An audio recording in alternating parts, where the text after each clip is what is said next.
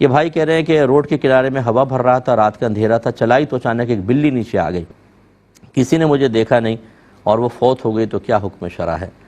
دیکھیں، چونکہ نادانستہ طور پہ آپ نے گاڑی اس پہ چڑھائی ہے اور آپ کو ادراک نہیں تھا، بالکل آپ کوئی گناہ گار نہیں ہوں گے۔ اگر کسی نے نہیں دیکھا تو ٹھیک ہے، لیکن اگر کوئی دیکھ بھی لیتا تب بھی آپ گناہ گار نہیں تھے، آپ نے کوئی جان بوجھ کے کوئی اس کو مارا ہے۔ ہاں، اگر جان بوجھ کے اس پہ چڑھا دیتے تو پھر یہ بہت بڑا وبال ہو سکتا تھا آخرت کا، کیونکہ جانور سے آپ اگر وہ تڑپ رہا ہے تو معافی نہیں مانگ سکتے کہ چلو مرتے ہوئے آدمی سے معافی مانگ سکتے ہیں آدمی، اور بروز قیامت اگر جانور کو سامنے کھڑا کیا جائے گا جس پر آپ نے ظلم کیا ہے، تو ایسا تو ہو نہیں سکتا کہ آپ کی نیکیاں نکال کے اس کو دے دی جائیں، وہ تو بیچارہ نیکی کا اہل ہی نہیں ہے، نہ اس کے گناہ ہے کہ وہ آپ کے نام عمل میں ڈال کے نجات کا ذریعہ بن جائے۔ یعنی اب یہ صرف مشیت الہی پر موقوف ہوگا، اللہ چاہے گا تو بخشے گا اور چاہے گا تو عذاب دے گا۔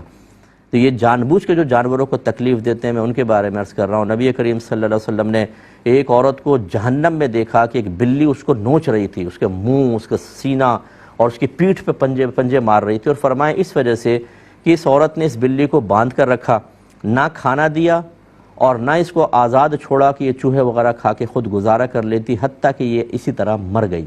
اب اللہ تعالیٰ نے اس بلی کو اس پر مسلط کر دیا ہے جو اس کو تکلیف پہنچا رہی ہے، یعنی جہنم کا عذاب سرکار کو نماز کے دوران دکھایا، نماز پڑھ رہے تھے سرکار، اس دوران آپ نے دیکھا اور آپ نے یہ بیان فرمایا بخاری کی روایت کے مطابق۔ اس سے ہمارے وہ ذرا بہن بھائی درس حاصل کریں، کبوتروں کو اتنے چھوٹے چھوٹے دڑبوں کے اندر بند کر دیں گے،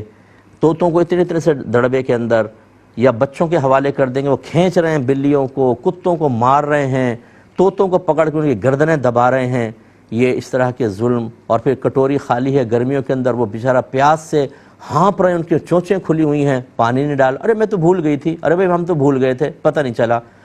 کٹوریاں خالی ہیں، اس میں نہ باجرہ ہے نہ دانہ ہے، حالانکہ نبی کریم صلی اللہ علیہ وسلم نے فرمایا کہ جب کوئی جانور پالے تو دن میں اسے 70 بار دانہ پانی دکھائے۔